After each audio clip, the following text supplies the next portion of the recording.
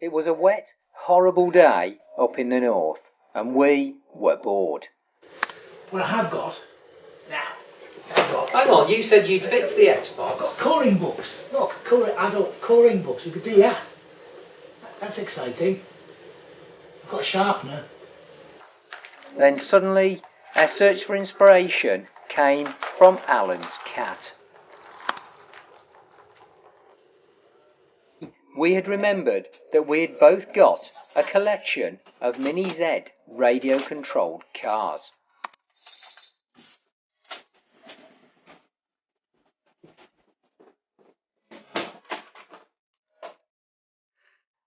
At this point, it's probably a good idea to explain exactly what Mini Z cars actually are.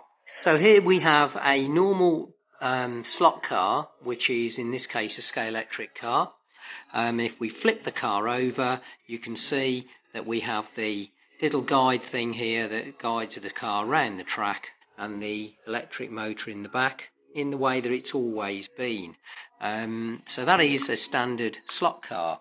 Now what I'm going to do is introduce, so you can see the differences, a Mini Z car. So there is the Mini Z car next to it. Bigger car because it's a scale which is slightly bigger. But it's when you flip the car over that you realise that it doesn't have guide rails, that the wheels actually move like so, and that the car has batteries inside it because it's self-powered, of course. And one interesting thing you can't see is an aerial, because although these cars are radio controlled, they're now digital. And what I'm going to do is just move the wheel, and I want you to see just how quickly the wheels move. Watch this. If I bounce the wheel, the actual steering bounces and the wheels bounce at exactly the same rate. I mean, this is incredibly accurate controller. And then all we're doing is same as a Scalextric or slot car. We pull the trigger to make the car accelerate, and we push the trigger forwards to make the car reverse. Having got our Mini Z cars set up and working, we decided to try them on Alan's floor.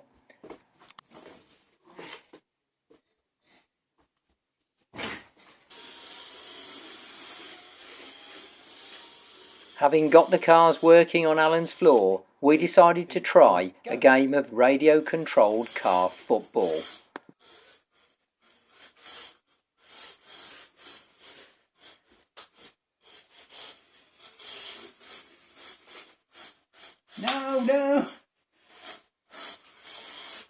No, he's won! Alan, I don't really want to play this anymore. Can we do something else? After radio-controlled football, what we needed for our cars now was to build a proper track.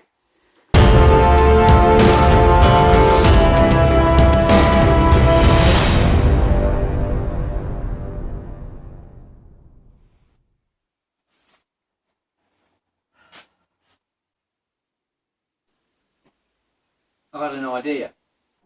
My idea was to use garage floor mats as the basis for our homemade radio-controlled car track. We gathered up the mats and got them ready, and the last thing we needed was some barriers, which we got courtesy of our local art shop. We've got to be able to attach the foam to the floor mats. Options. Glue? No. You're not really going to go, because we want to be able to take them off. Nails? We need to be able to take them off after. Got nails? Nails, it's going to scratch your floor though. Welding? No. We could wet, yeah. Right. What else have you got? Nuts and bolts. Right then, so we've got the bolts. Yeah. We've got the floor mats. Yeah. So. Drill a hole. Yeah. Put the bolts through. And that's it. Right. Job done. Well, right, let's get stop there a second, John. As with every DIY job, yeah. Safety first. So safety first. Got to wear the safety equipment. Got to wear the safety equipment, yeah. So there's a hard hat for you. Hang on, how come you get the black one and I have to wear the pink one? It was mine. And then also, because we're drilling, we need safety glasses. How do I adjust it? It keeps slipping down. Try that. Do we really? No. That's better. Right, safety gear on. So you drill the hole in the thing. Whoa, hang on, what's my hands? Some gloves as well? Yeah, no. So you do that. Right, hole in, that's simple enough. Get the bolt, you give me the bolt. There we are, that goes in like that. Start off here. Hammer. What? Hey? I just thought. Yeah, never mind. Righto. Before long, we had built several sections of radio-controlled car track, and now it was time to take these sections back to the house to see what kind of track design we could make.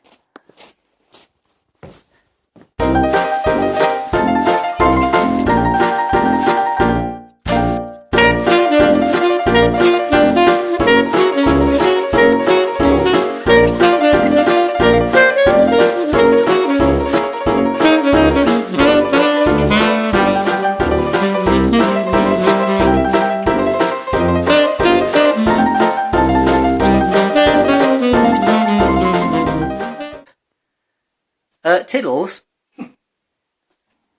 with their track finally complete, it was time to test it, and what better car to try it with than the Lotus Exige.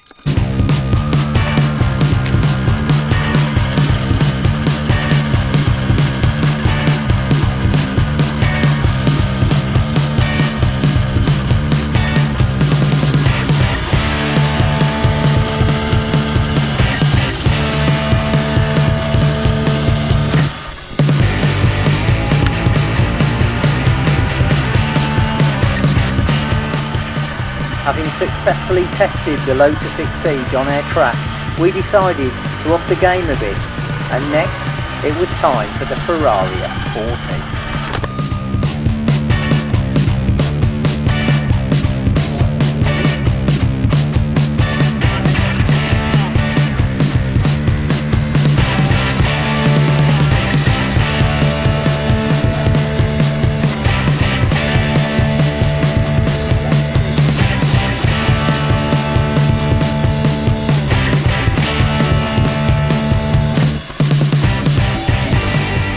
There was no doubt that our homemade track was proving a real success, and that left us with just one thing left to do.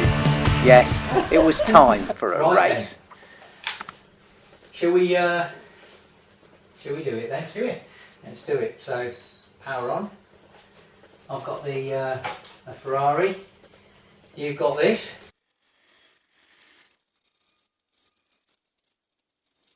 3, 2, 1, go.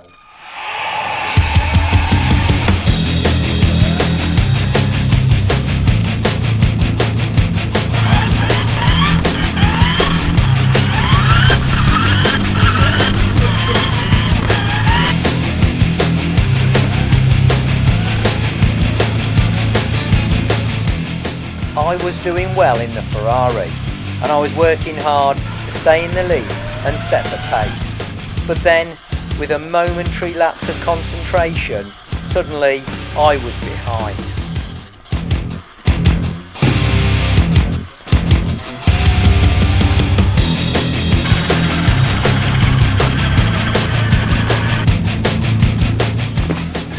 Allan had become familiar with the track, and he had upped the pace in his Porsche GT. Suddenly, my chances of winning this didn't look so good.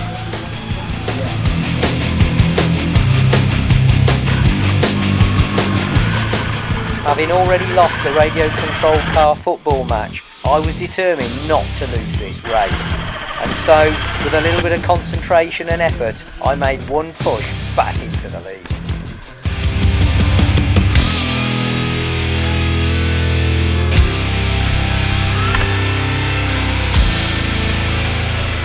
I was pretty well convinced I'd won this race, and then disaster.